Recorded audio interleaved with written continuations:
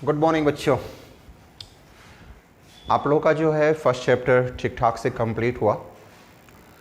अब हम लोग जो है फर्स्ट चैप्टर जो है some basic concept of chemistry, उसके कुछ न्यूमेरिकल्स हैं, उसको हम लोग सॉल्व किया जाए। तो आप लोगों का एक पहला क्वेश्चन है, calculate the molar mass of the following. आप लोग एनसीईआरटी बुक निकाल लीजिए और पहला क्वेश्चन जो है ध्यान से देखिए। लिखा है calculate the molecular mass of the following. इसमें एक 3 क्वेश्चन दिए गए हैं। पहला है H2O, दूसरा है CO2 और तीसरा है CH4। इन तीनों का जो है जो कंपाउंड है H2O, CO2, CH4, इसका जो है मोलर मास फाइंड आउट करना है। तो पहला क्वेश्चन को सॉल्व किया जाए। मोलर मास ऑफ H2O, ये हो गया 1 × 2 + 16 इक्वल टू 2 + 16 इक्वल टू 18, क्योंकि हाइड्रोजन का 1 होता है और 1 में 2 से मल्टीप्लाई करना होगा +16, तो हमारा 18। ये दूसरा हो गया CO2 का, मोलर मास ऑफ CO2, ये हो गया 12 + 16 × 2, ये हो गया 12 + 32 इक्वल टू हो गया 44।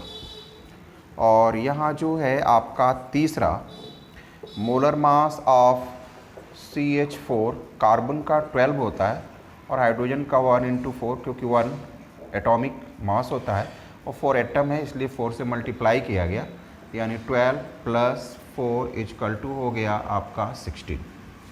तो ये आपका क्वेश्चन नंबर जो है पहला है, नोट कर लीजिए।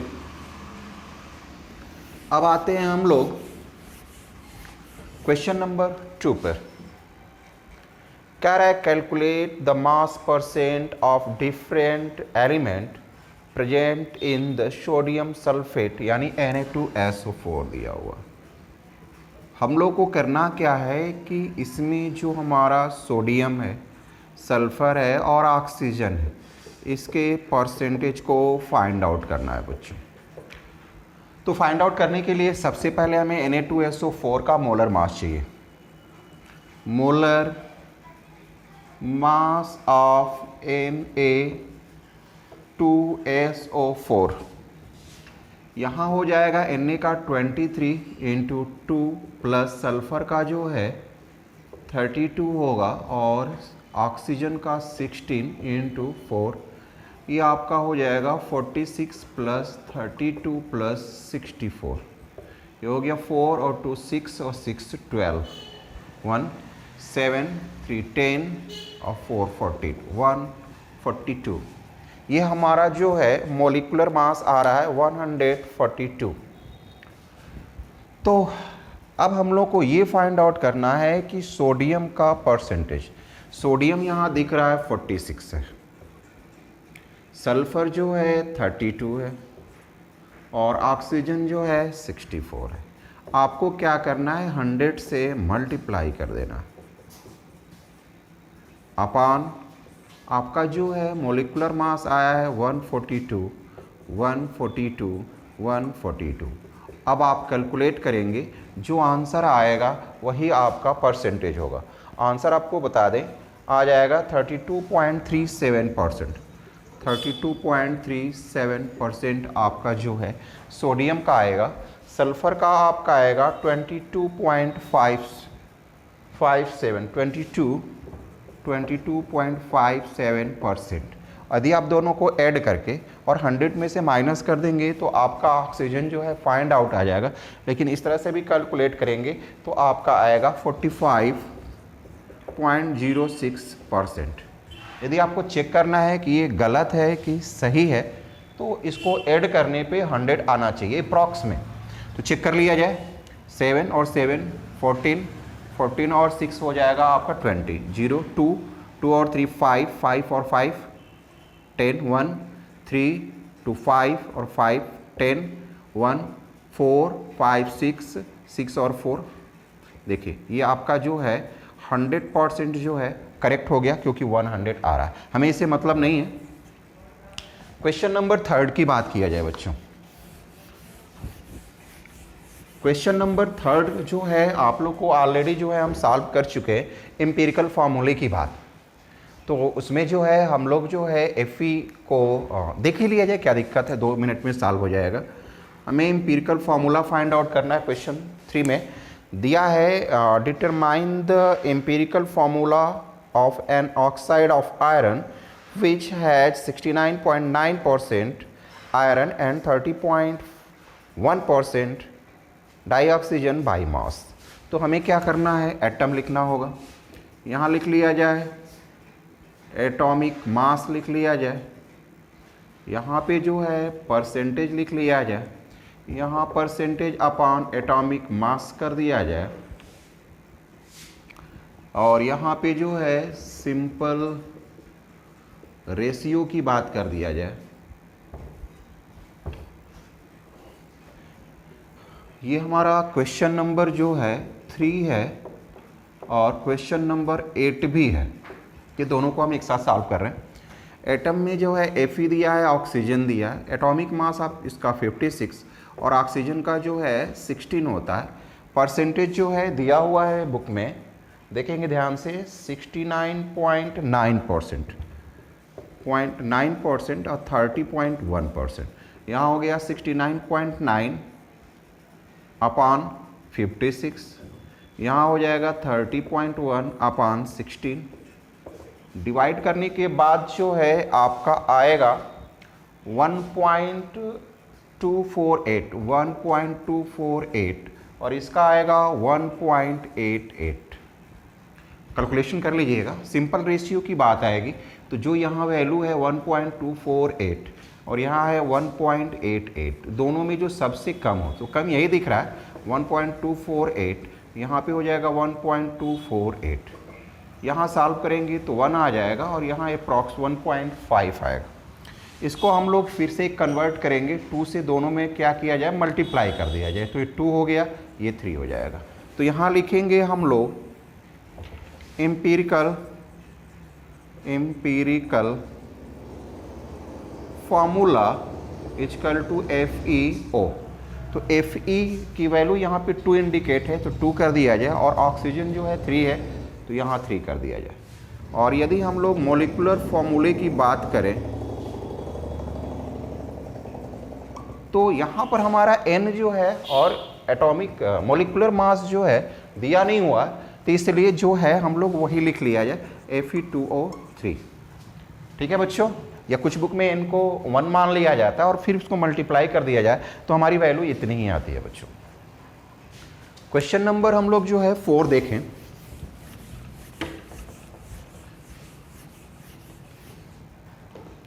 क्वेश्चन नंबर 4 देखिए अपनी बुक में लिख रहा है कि calculate the amount of carbon dioxide. हमें कार्बन डाइऑक्साइड का अमाउंट फाइंड आउट करना है बच्चों, और ये भी कह रहा है कि that could be produced when. तो पहले जो है कार्बन डाइऑक्साइड यानी कार्बन को हम लोग जो है ऑक्सीजन के साथ रिएक्ट कराया जाए तो कार्बन डाइऑक्साइड बनेगा। और तो मैंने कहा था कि जब भी इस टाइप के क्वेश्चन हो तो वहाँ पर जो है रिएक्शन लिखना मस्ट है, नहीं तो सॉल्व नहीं कर पाएंगे, जैसा कि मैंने लिमिटिंग रिएजेंट में आप लोगों को मैंने डिस्कस किया था। सबसे बड़ी बात है कि यहाँ पर कितना है ये जान लेना ज़रूरी है, ये आपको पहले से लिखना पड़ेगा। यहाँ पे 1 है, यहाँ पे 1 है, क्योंकि बैलेंस है, कार्बन 1 है, ऑक्सीजन 2 है, तो ऑक्सीजन 2 है, तो यहाँ पे 1 मोल, ये 1 मोल, ये 1 मोल। जैसे हम बात करें यहाँ पे मोल की, तो यहाँ पे 1 हो गया, यहाँ 1 हो गया, यहाँ 1 हो गया। यदि हम मास की बात करें तो यहाँ कार्बन का 12 हो गया, यहाँ 32 हो गया, और यहाँ पे 12 प्लस 32 यानी 44। ग्राम में बात करेंगे तो ग्राम मास कहलाएगा।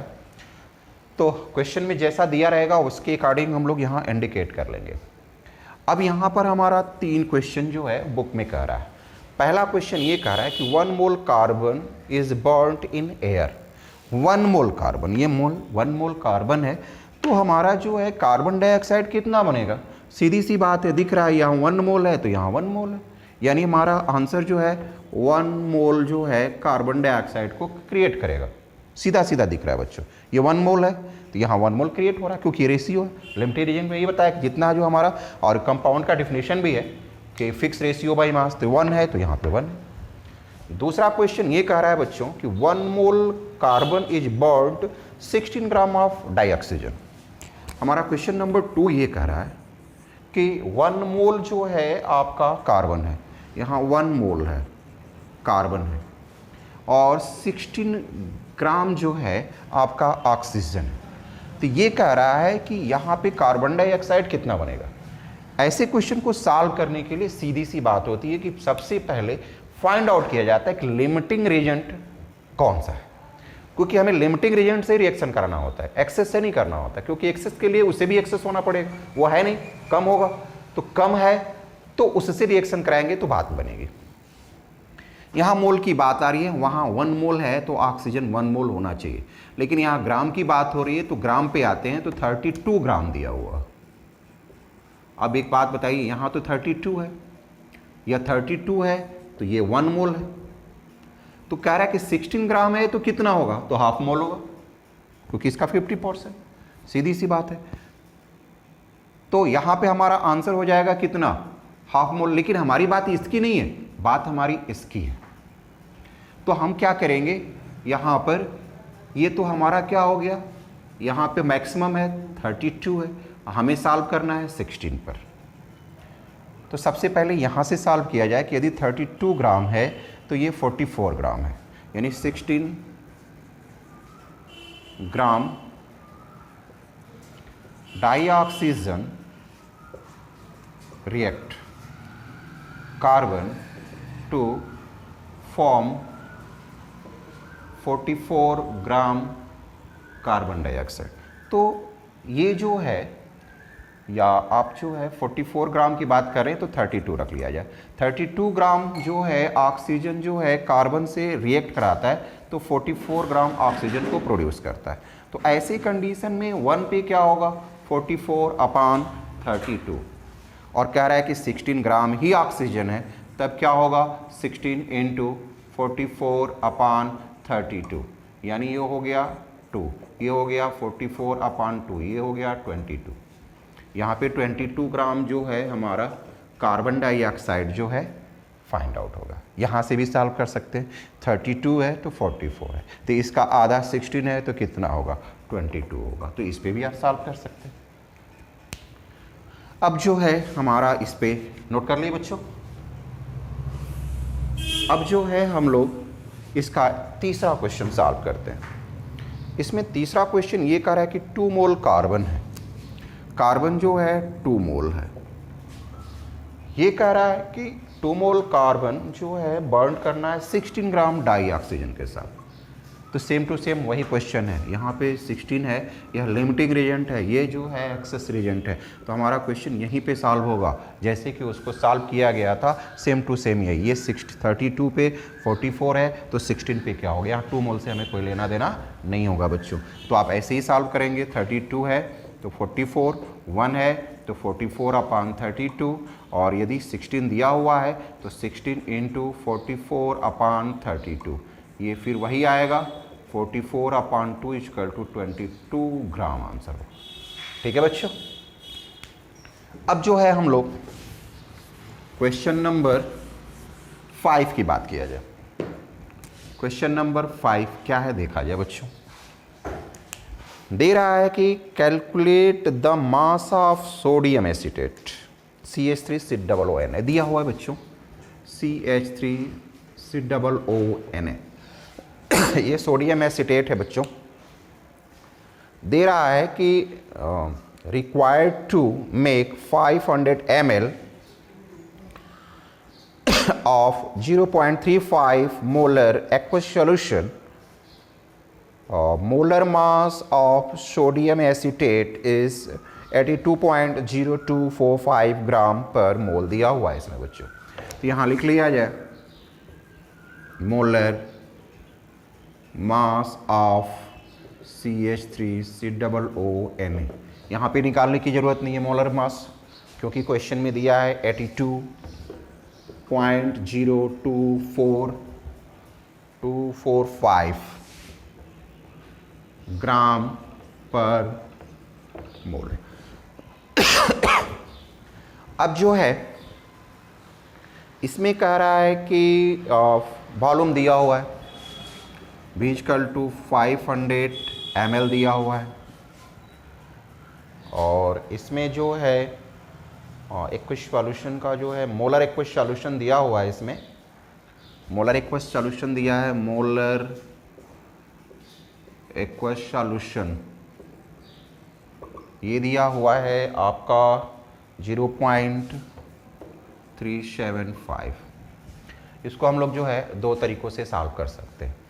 इसमें हम लोग को फाइंड आउट करना है कि CH3COONA का वेट कितना है, मास कितना है। तो सीधी सी बात है, एक छोटा सा फॉर्मूला यूज करते हैं, W इक्वल टू mm-V/1000। यहाँ पे 1000 इसलिए यूज किए हैं कि यहाँ पे वॉल्यूम जो है हमारा ml में, यदि ये जो है लीटर में होता तो हमें 1000 को यूज़ नहीं करना होता।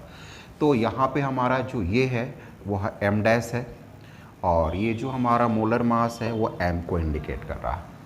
तो यहाँ पर हम m की वैल्यू पुटअप कर लें, 82.0245 इंटू m डैश जो है आया हुआ है 0.375, और भी वॉल्यूम दिया है 500 ml अपॉन 1000। ये यहाँ से कैंसिल हो गया, 2 हो गया। W इक्वल टू हो गया, 2 से यदि हम डिवाइड कर देते हैं तो 41.0122 समथिंग इंटू 0.375।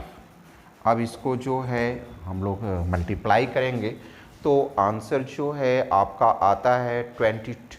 इसका आंसर जो है कैलकुलेट करेंगे, आप लोग देखेंगे 15.38 ग्राम। 15.38 ग्राम जो है इसका आंसर हो जाता है। तो थोड़ा सा बुक में देखिएगा, थोड़ा सा इधर उधर होगा तो फिर आप लोग उसको कैलकुलेशन देख लीजिएगा क्या।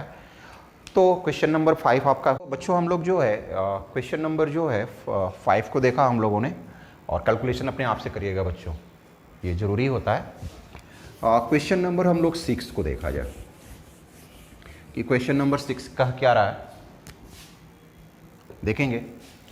क्वेश्चन नंबर 6 ये लिख रहा है कि calculate the concentration of nitric acid. Calculate the concentration of nitric acid, यानी नाइट्रिक एसिड का जो है कॉन्सेंट्रेशन फाइंड आउट करना है इन मोल पर लीटर, यानी बात आ रही है मोलारिटी की। बच्चों हम लोगों को जो है मोलारिटी फाइंड आउट करना है, और आप जब को पता है कि मोलारिटी इक्वल टू कितना होता है, तो मोल ऑफ सैल्यूट यानी कि HNO3 होगा, मोल ऑफ सैल्यूट HNO3, और सैल्यूट की जगह पे क्योंकि HNO3 की बात आ रही है, और वॉल्यूम ऑफ सॉल्यूशन, यानी हमें वॉल्यूम भी फाइंड आउट करना है और HNO3 सैल्यूट है उसका मोल भी फाइंड आउट करना है। क्वेश्चन में कह रहा है ये कि a sample which has density 1.41 ग्राम पर ml, यहाँ डेंसिटी भी दे दिया, डेंसिटी इक्वल टू 1.41 ग्राम पर ml। इस बात को ध्यान देना होगा कि यहाँ ml है कि लीटर है, क्योंकि क्वेश्चन में सॉल्व करते समय हमें यहाँ पे लीटर चाहिए, ठीक है बच्चों। तो यहाँ पे हमें लीटर में जब हमारा आएगा कोई कुछ भी, तो वहाँ पे लीटर में कन्वर्ट करना होगा, ताकि हम यहाँ इस फार्मूले पे पुटअप करेंगे। अब ये कह रहा है आगे बच्चों कि and the mass percent of nitric acid in its being 69%, यानी कि HNO3 जो है, HNO3 जो है 69% है बाई मास। मतलब ये है कि टोटल 100 है, और जब टोटल 100 है उसमें 69% जो है, 69 जो है आपका HNO3 है, यानी कि mass of HNO3 equal to 69 gram हो गया बच्चों। अब हमारा HNO3 है और यहाँ कह रहा है कि मोल ऑफ सैल्यूट, HNO3 का मोल निकालना, तो हमें चाहिए molar mass. Molar mass of HNO3, तो H का 1, N का हो जाएगा आपका 14, प्लस ऑक्सीजन का हो जाएगा 16 इंटू 3, 1 प्लस 14 प्लस 48, ये हो गया 1 4 5 5 8 5 13, 3 हो गया 5 1 आपका 63 आ रहा है बच्चों। तो यहाँ पे हम जो है जब ये बात यहाँ पे पता चल गया कि हमारा मोलर मास यहाँ आ रहा है, तो एक काम कर लिया जाए, यहाँ पर मोल ऑफ HNO3 निकाल ही लिया जाए। तो मास दिया है 69 दिया है बच्चों, और ये आपका 63 हो गया। जब आप डिवाइड करेंगे तो इसका आंसर जो है 1 पॉइंट समथिंग आएगा। इसका आंसर आ रहा है 1.095। 1.095 हमारा जो है HNO3 का मोल आ गया बच्चों। हमारी प्रॉब्लम है वॉल्यूम की। वॉल्यूम यहाँ कहीं दिख नहीं रहा, तो हमें डेंसिटी से जो है वॉल्यूम निकाल सकते हैं। तो डेंसिटी इक्वल टू होता है मास अपॉन वॉल्यूम। तो यहाँ से हम लोग जो है वॉल्यूम इक्वल टू लिख सकते हैं मास अपॉन डेंसिटी। तो मास दिया हुआ है कितना, क्योंकि ये कह रहा था कि HNO3 जो है 69% है, मतलब जो इसमें जो एक्वस सॉल्यूशन बनाया गया वो रेस्ट है।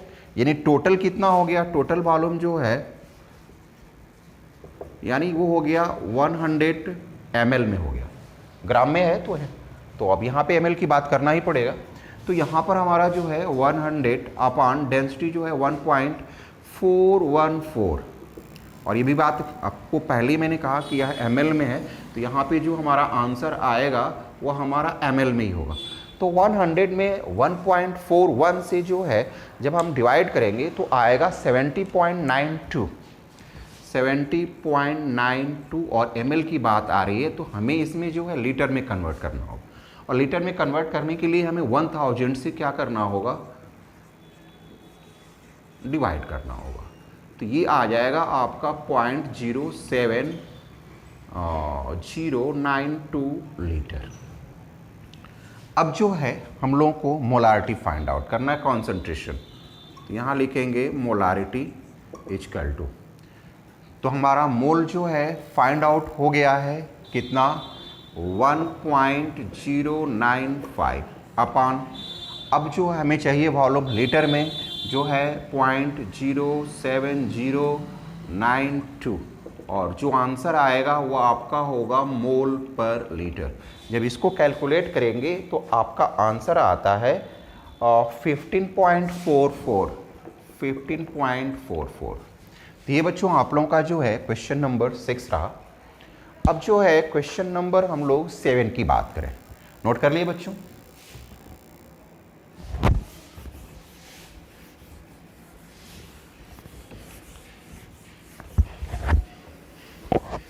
क्वेश्चन नंबर 7,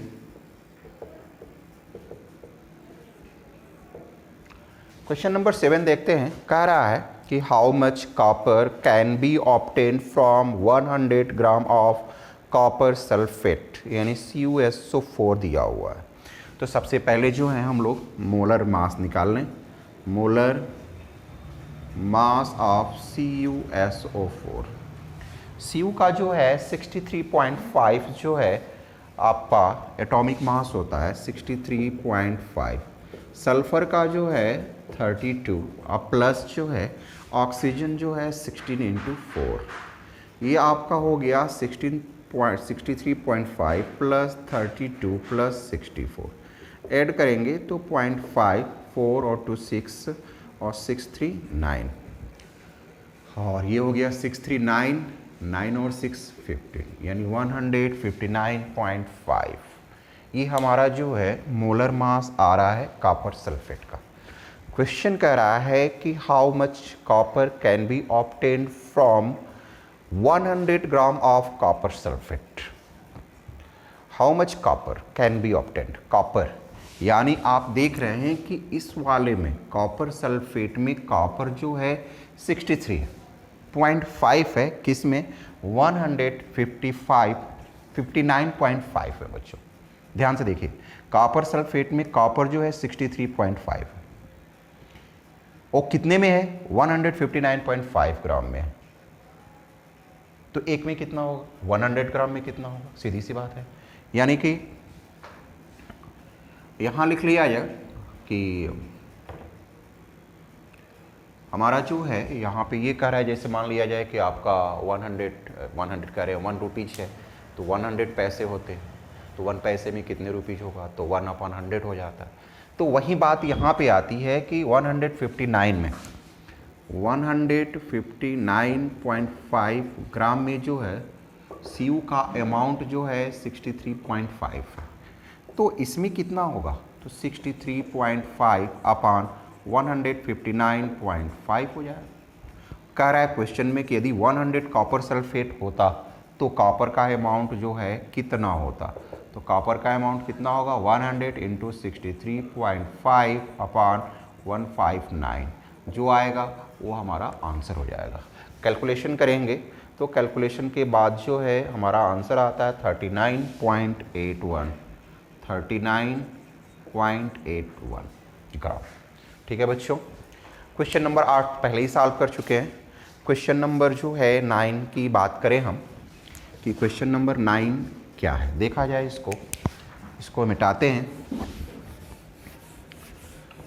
क्वेश्चन नंबर 9 जो है कह रहा है कि determine the molecular formula of an oxide of iron in which the mass percent of iron ऑक्सीज, नहीं क्वेश्चन नंबर 8 नहीं, क्वेश्चन नंबर 9 ये करा है calculate the atomic mass average.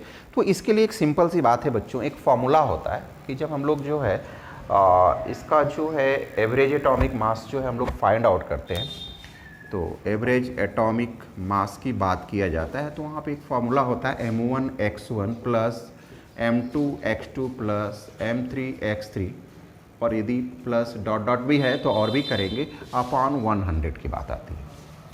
तो इसमें जो है मास आपका दिया हुआ है, मास जो है इसमें ये कह रहा है कि हमारा जो क्लोरीन है वह जो है 75.77 है, और उसका मोलर मास जो है दिया है 34.9689।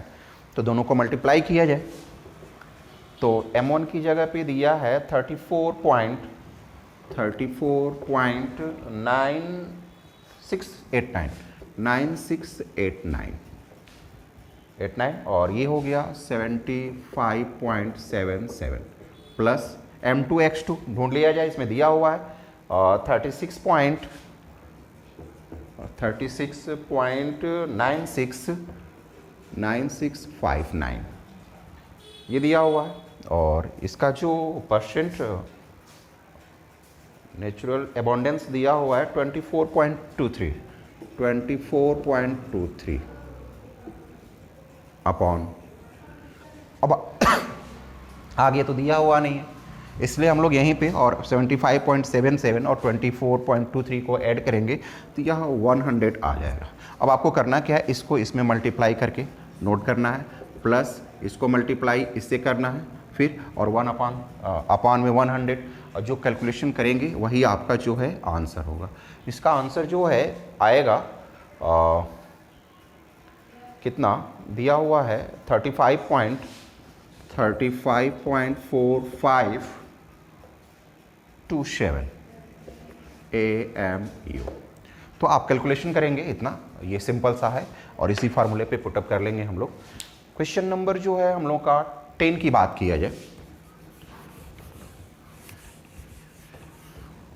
तो क्वेश्चन नंबर 10 ये कह रहा है कि इन द, या रहने दिया जाए, नेक्स्ट जो है आप लोगों को वीडियो में हम देते हैं।